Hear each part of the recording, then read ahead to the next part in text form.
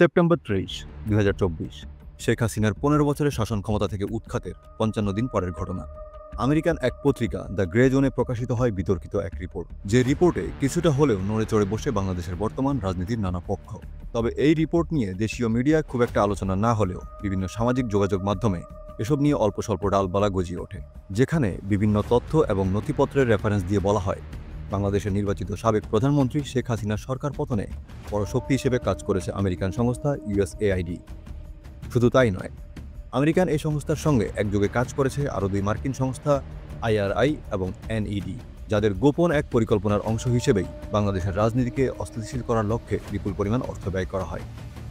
Grey জোনের এই report ফলাও প্রচার না হলেও ঘটনা ভিন্ন দিকে মোড় নেয় যখন মার্কিন বিলিয়নিয়ার ইলন মাস্ক নিজের এক্স হ্যান্ডেলে একটি পডকাস্ট ভিডিও শেয়ার করেন।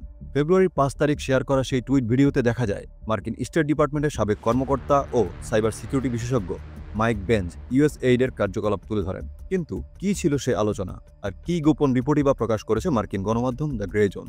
সত্যিই কি আমেরিকান ফান্ডে পতন হয়েছিল শেখ হাসিনার সরকার, নাকি শুধুমাত্র দেশীয় রাজনৈতিক শক্তির কারণেই দেশ ছাড়তে বাধ্য হন মুজিব কন্যা? যদি সত্যি আমেরিকান ফান্ডে পরিচালিত হয় সেই অপারেশন, তাহলে সেখানে কারা ছিল দেশীয় কুশীলব? তাদের মাধ্যমে বাস্তবায়িত হয়েছিল আমেরিকান কালার রেভলিউশন নামক নীল নকশা।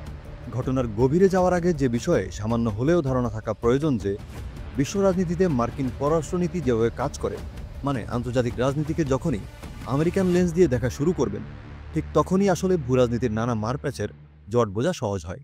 Here's my plan to dismantle the deep state and reclaim our democracy.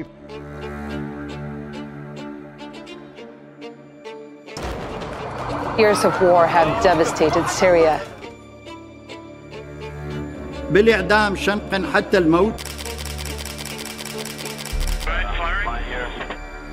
We came, we saw, he died. Aggressive impulses of an evil empire.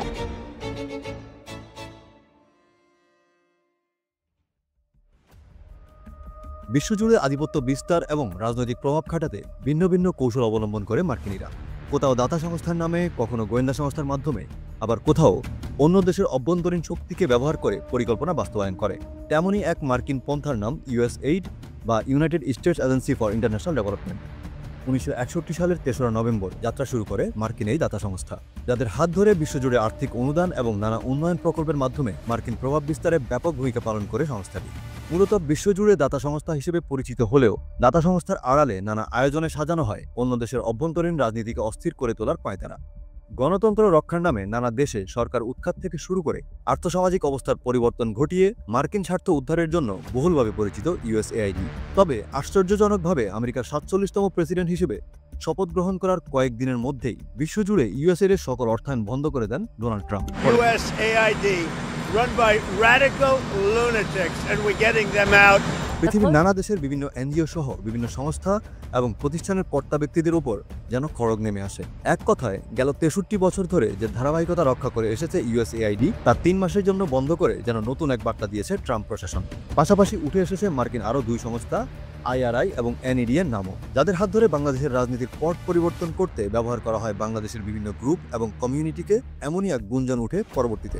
এবার একটু নজর দেওয়া যাক ৩০ সেপ্টেম্বর প্রকাশিত গ্রে জোনের রিপোর্টের সূত্রের দিকে। মার্কিন এই সাময়িকীটি বলছে, বাংলাদেশের রাজনীতিকে অস্থিতিশীল করে সরকার পতনের জন্য মার্কিন সরকারের গোপন ফাইল প্রকাশিত হয়েছে। ২০২৪ সালের ৫ আগস্ট ছাত্র জনতার গণঅভ্যুত্থানের মুখে পড়ে দেশ ছাড়তে বাধ্য হয় বাংলাদেশের সাবেক প্রধানমন্ত্রী শেখ হাসিনা। এর আগে সরকারি চাকরিতে কোটা সংস্কার আন্দোলনের নামে বিশ্ববিদ্যালয়গুলোতে শুরু হয় শিক্ষার্থীদের ব্যাপক প্রতিরোধ। বিশেষ করে মুক্তিযোদ্ধা কোটার বিরুদ্ধে সরাসরি অবস্থান নেয় আন্দোলনকারীরা। এর আগে ২০১৮ সালে কোটা সংস্কার আন্দোলনের সূত্রপাত হলে তা প্রতিরোধ করতে কৌশলী হতে হয় তৎকালীন আওয়ামী সরকারকে। কোনো কোটাই থাকবে না, কোনো কোটারই দরকার নাই। কোটা ব্যবস্থা তুলে দিয়ে সে সময় রাজনৈতিক প্রজ্ঞার বলে আন্দোলনকারীদের প্রতিরোধ মোকাবেলা করতে সক্ষম হয়। যদিও আওয়ামী লীগের সে সিদ্ধান্তটাই বুমেরাং হিসেবে কাজ করেছে ২৪-এর আন্দোলনে। তবে ২৪-এর আন্দোলনের ব্যাপারটা ছিল একেবারেই আলাদা। শুরুতে কোটা সংস্কার হলেও সরকারের প্রতিরোধের মুখে পড়ে আন্দোলনের বাকবদল হতে থাকে। ধীরে ধীরে আন্দোলনের দানা বাঁধতে থাকে দেশের বিভিন্ন বিশ্ববিদ্যালয় ক্যাম্পাসগুলোতে। বিশেষ করে ১৬ জুলাই রংপুরের বেগম রোকেয়া বিশ্ববিদ্যালয়ের শিক্ষার্থী আবু সাইদের মৃত্যুর পরেই যেন ভারতে পরিণত হয় কোটা বিরোধী আন্দোলন। আন্দোলনের মুখে পড়ে দ্রুত সিদ্ধান্ত নিতে হয় সরকারকেও। বলা বাহুল্য, সে সময় কোনো কৌশলই যেন কাজ করছিল না সরকারের পক্ষে। কারণ শুরুতে যা কোটা আন্দোলন হিসেবে দেখা হয়েছে, শেষ পর্যন্ত তা পরিণত হয় সরকার পতনের আন্দোলন। এক একটি দিন যায়, দফা বদল হতে থাকে শিক্ষার্থীদের। বৈষম্য বিরোধী ছাত্র আন্দোলনের ব্যানারে নেতৃত্ব তৈরি হয়, যাদের পেছনে কাজ করে আরো অনেক গ্রুপ। 9 দফা থেকে ধীরে ধীরে দফা 1, দাবি 1, শেখ হাসিনার পদত্যাগ। যে সরকারকে দীর্ঘ 16 বছর ধরে দেশের সবচেয়ে বড় বিরোধী দল বিএনপি নানা আন্দোলন, হরতাল সহ লাগাতার প্রতিরোধের মুখে দাঁড় করিয়েও টলাতে পারেনি, সেই সরকারটাই পাল্টে গেল মাত্র কয়েক সপ্তাহের আন্দোলনে। গ্রে জোনের রিপোর্ট বলছে, ইউএসএইডের মাধ্যমে আইআরআই এবং এনইডি এর মতো সংস্থাকে কাজে লাগানো হয়েছে বাংলাদেশের রাজনীতিকে অস্থির করে তোলার ক্ষেত্রে। এদের মাধ্যমে অর্থায়ন করা হয় বাংলাদেশি মিডিয়া, সাংস্কৃতিক কর্মী, র্যাপার, ক্ষুদ্র নৃগোষ্ঠী, হিজড়া, সমকামী, ট্রান্সজেন্ডার, রেডিক্যাল গ্রুপ, জঙ্গি সংগঠন, সন্ত্রাসী গ্রুপ, সোশ্যাল মিডিয়া ইনফ্লুয়েন্সার, শিক্ষক এবং বিভিন্ন শিক্ষা প্রতিষ্ঠানের শিক্ষার্থীদের ওপর। এদিকে আলোচিত সে পডকাস্টের টাকার কার্লসন একজন প্রভাবশালী সাংবাদিক ও ডোনাল্ড ট্রাম্পের ঘনিষ্ঠ ব্যক্তিও বটে। যদি ধরেও নেই যে ইলন মাস্ক আর কার্লসন রাজনৈতিক প্রতিহিংসার বসে বাইডেন প্রশাসনের দুর্নামে পডকাস্টে আয়োজন করে ছড়িয়েছেন, সেক্ষেত্রে চলুন দেখি মাইক বেঞ্চ বাংলাদেশ প্রসঙ্গে যে অভিযোগগুলো করেছেন, আসলেই কি তাতে আইআরআই, এনইডি, ইউএসএইড বাংলাদেশে অর্থায়ন করেছিল কিনা। যাদের উপরে অর্থায়ন করার কথা বলা হয়েছে তাদের কোনো প্রকার সম্পৃক্ততা পাওয়া যায় কিনা। সিআইএ এর গোপন নথির কথা উল্লেখ করে গ্রেজন বলছে, বাংলাদেশে হাসিনার পতনের যে বিক্ষোভ শুরু হয়েছিল তার সূত্রপাত 2018 সালে। জাবালে নূর নামক এক বাসের লাইসেন্সবিহীন চালকের ধাক্কায় 2 স্কুল শিক্ষার্থী নিহত হওয়ার পর হাজার হাজার তরুণ নিরাপদ সড়ক এবং কঠোর ট্রাফিক আইনের দাবিতে ঢাকার রাস্তায় নেমে আসে। সরকারের তীব্র প্রতিরোধের মধ্যেও বিক্ষোভ আরও তীব্র আকার ধারণ করে, যার ফলে অবশেষে হাসিনা প্রশাসন অবহেলাজনিত গাড়ি চালানোর বিরুদ্ধে আরও কঠোর আইন আরোপ করতে বাধ্য হয়। সেই ঘটনার পর থেকে রাজনৈতিক অস্থিরতা তৈরি করার প্লট তৈরি হতে থাকে। 2018 সালের নিরাপদ সড়ক আন্দোলন দিয়েই মূলত শুরু হয় মার্কিন ডিপ স্টেট এবং ইউএসএইডের লিটমাস টেস্ট। নিরাপদ সড়ক আন্দোলনের পর 6 বছরের মাথায় স্কুল, কলেজ ও ভার্সিটি পড়ুয়া সেসব শিক্ষার্থীদের নিয়ে দীর্ঘদিনের কার্যক্রম পরিচালনা করে আসছিল। গত 2024-এর নির্বাচনের পরেও সাবেক প্রধানমন্ত্রী শেখ হাসিনা তার কয়েকটি বক্তৃতায় বলেছিলেন, তার সরকারকে উৎখাতে ষড়যন্ত্র করছে আমেরিকা এবং বাইডেন প্রশাসন। যদিও সেসব কথা সে সময় কেউই খুব একটা কর্ণপাত করেননি, এমনকি খোদ আওয়ামী নেতাকর্মীরাও মনে করতেন এসব কেবলই রাজনৈতিক বক্তব্য। যদিও 2023-এর নভেম্বর এবং ডিসেম্বরে 2 বার করে বাংলাদেশকে সতর্ক করেছিল রাশিয়া। দেশটির পররাষ্ট্র মন্ত্রণালয়ের মুখপাত্র মারিয়া জাখারোভা সে সময় সতর্ক করে জানিয়েছিলেন, বাংলাদেশের জাতীয় নির্বাচনের ফলাফল নিজেদের মনোপুত না হলে বাংলাদেশে আরব বসন্তের মতো পরিবেশ সৃষ্টি করতে পারে আমেরিকা।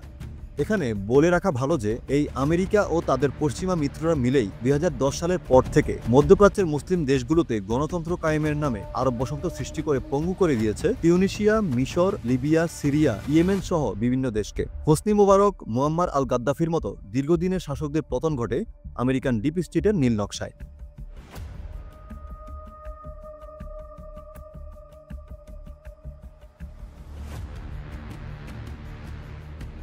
যার ধারাবাহিকতা এখন এসে পৌঁছেছে দক্ষিণ এশিয়ার রাজনীতিতেও, যার টার্গেট হয়েছে বাংলাদেশের সাবেক প্রধানমন্ত্রী শেখ হাসিনা। গ্রেজন আরও বলছে, 2003 সাল থেকে বাংলাদেশে কাজ করছে মার্কিন সংস্থা আইআরআই, যেখানে রাজনৈতিক দল, সরকারি কর্মকর্তা, সুশীল সমাজ এবং প্রান্তিক গোষ্ঠীগুলিকে বৃহত্তর অধিকার এবং প্রতিনিধিত্বের পক্ষে তাদের সমর্থনে সহায়তা করার জন্য ধারাবাহিকভাবে তাদের মূল কাজগুলো চালিয়ে আসছে। একটি বিস্তৃত ছায়া রাজনৈতিক কাঠামোকে অর্থায়ন এবং প্রশিক্ষণ দিয়েছে আইআরআই, যার মধ্যে এনজিও, বিভিন্ন শ্রমিক গোষ্ঠী, রাজনীতিবিদ, এমনকি বিভিন্ন সাংস্কৃতিক কর্মীরাও এর অন্তর্ভুক্ত, যাদের প্রয়োজন অনুসারে বাংলাদেশ সরকার কাজ করতে অস্বীকৃতি জানালে অস্থিরতা সৃষ্টি করতে মোতায়েন করা যেতে পারে। এর আগে 2018 সালের ছাত্রদের বিক্ষোভ এবং একই বছরের ডিসেম্বরে হাসিনার আওয়ামী লীগের বিপুল নির্বাচনী বিজয় আইআরআই এর শাসন পরিবর্তনের লক্ষ্যকে উস্কে দিয়েছে বলে মনে করা হয়। এরপর 2019 সালে বাংলাদেশের মূল মূল্যায়ন সম্পর্কে গবেষণা শুরু করে আইআরআই, যার মধ্যে ছিল 48 জন গ্রুপ সাক্ষাৎকার এবং 304 জন গুরুত্বপূর্ণ তথ্যদাতার সাথে 13টি ব্যক্তিগত সাক্ষাৎকার। পাশাপাশি documentary, short film, round table মিটের মতো নানা ফ্রন্টে কার্যক্রম চালায় সংস্থাটি। 2019 সালের মার্চ থেকে 2020 সালের ডিসেম্বরের মধ্যে বাংলাদেশে আইআরআই এর কার্যক্রমের নথিভুক্ত প্রতিবেদনে দেখা যায় যে শেখ হাসিনার একক জয়ের পর মার্কিন সরকারের ক্ষমতা পালাবদলের কার্যক্রম উল্লেখযোগ্যভাবে বৃদ্ধি পায়। সে সময় তারা জানিয়েছে যে শেখ হাসিনার প্রশাসন সুপ্রতিষ্ঠিত হয়ে উঠেছে এবং তাদের রাজনৈতিক অবস্থান আরও দৃঢ় হয়েছে।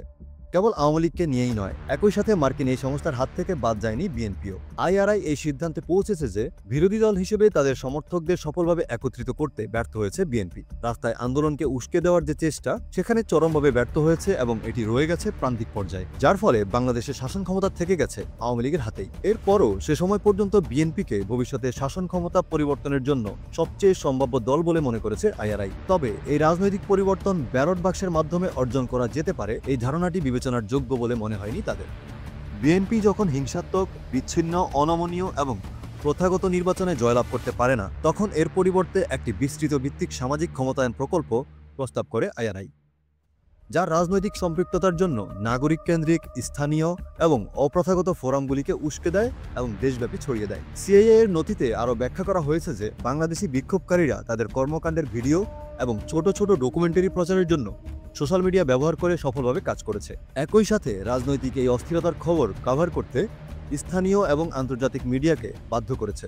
উদাহরণস্বরূপ বলা হয়, ফেসবুক স্ট্রিম করা পুলিশের বিক্ষোভ দমনের লাইভ ভিডিওগুলি দ্রুতই ভাইরাল হয়ে ওঠে এবং সারা দেশে বিক্ষোভ সম্পর্কে তথ্য ছড়িয়ে দিতে সাহায্য করে।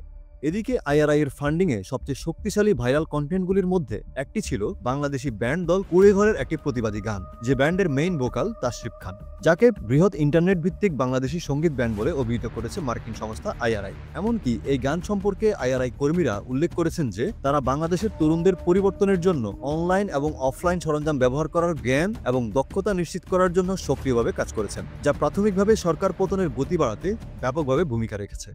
আর 24-এর কোটা আন্দোলনের ভেতর দিয়ে উঠে আসে আরও কজন র্যাপারের নামও। সোশ্যাল মিডিয়া ট্রেন্ডে থাকতে পছন্দ করা জেনজি প্রজন্মের কাছে যাদের ভূমিকা ছিল অপরিসীম।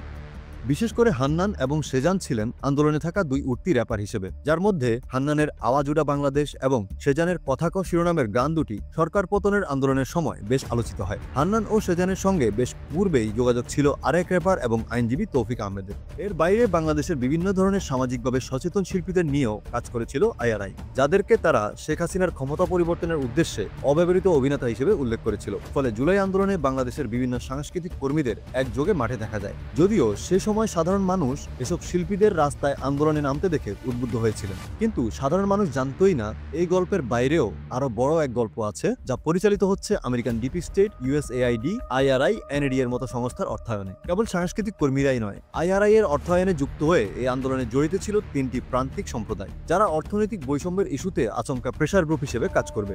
যাদের মধ্যে নানা ফ্রন্টে কাজ করেছে বাংলাদেশে থাকা বিহারি, সমতল ভূমির জাতিগত গোষ্ঠী অর্থাৎ সাধারণ জনগণ এবং এলজিবিটিআই কমিউনিটি। বিশেষ করে জুলাই আন্দোলনে ঢাকার মিরপুর এবং মোহাম্মদপুরে জেনেভা ক্যাম্পে থাকা বিহারি পল্লীর কিশোর তরুণদের মাঠে সে সময় দেখা গেছে, যা সে সময় প্রশ্নের জন্ম দিয়েছিল। এছাড়া 2019 থেকে 2020 সালের মধ্যে শিল্পী, সঙ্গীতজ্ঞ এবং এই ধরনের সংগঠনগুলিকে 11টি অ্যাডভোকেসি অনুদান দিয়েছে আইআরআই, যারা রাজনৈতিক ও সামাজিক সমস্যা সমাধানের জন্য 225টি শিল্পকর্ম তৈরি করেছে, যা অনলাইনে প্রায় 4 লাখ বার দেখা হয়েছে। এছাড়াও আইআরআই গর্ব করে বলেছে যে তারা এলজিবিটিআই, বিহারি এবং জাতিগত সম্প্রদায়ের 3টি নাগরিক সমাজ সংগঠনের 77 জন কর্মীকে প্রশিক্ষণ দিতে এবং 326 জন নাগরিককে 43টি নির্দিষ্ট নীতিগত দাবি তৈরিতে সম্পৃক্ত করতে সহায়তা করেছে, যা কিনা স্পষ্টতই আওয়ামী সরকারের 65 জন সরকারি কর্মকর্তার সামনে প্রস্তাবিত হয়েছিল। এছাড়া 2020 সালের অক্টোবর থেকে ডিসেম্বরের মধ্যে দেশজুড়ে 3টি পৃথক ট্রান্সজেন্ডার ও হিজড়া জনগোষ্ঠীর নৃত্য পরিবেশনা আয়োজন করে আইআরআই, যেখানে আমন্ত্রিত অতিথি হিসেবে উপস্থিত ছিলেন এনজিও কর্মী, এলজিবিটিআই জনগোষ্ঠীও, যা নিশ্চিত করেছে ফাঁস হওয়া সিআইএ এর নথি। এছাড়া জুলাই আন্দোলনের পেছনে সরাসরি নাম এসেছে মার্কিন সরকারের বেতনভুক্ত বাংলাদেশি র্যাপারদেরও, যার মধ্যে বাংলাদেশি আইনজীবী এবং র্যাপার তৌফিক আহমেদের তুই পারিস নামক গানের জন্য অনুদান দিয়েছিল আইআরআই। 2020 সালে রিলিজ হওয়া এই র্যাপ গানে অর্থায়ন করেই ক্ষান্ত হয়নি আইআরআই, বরং এর রেশ ছড়িয়ে দিয়েছে পরবর্তীতেও, যার রেশ ধরে 2024 সালের জুলাইতে কোটা বিরোধী আন্দোলনে অংশ নেওয়া আন্দোলনকারীদের আইনি সহায়তা দেওয়ার জন্য 18 জুলাই নিজের ফেসবুক প্রোফাইলে ঘোষণা দেন তৌফিক আহমেদ।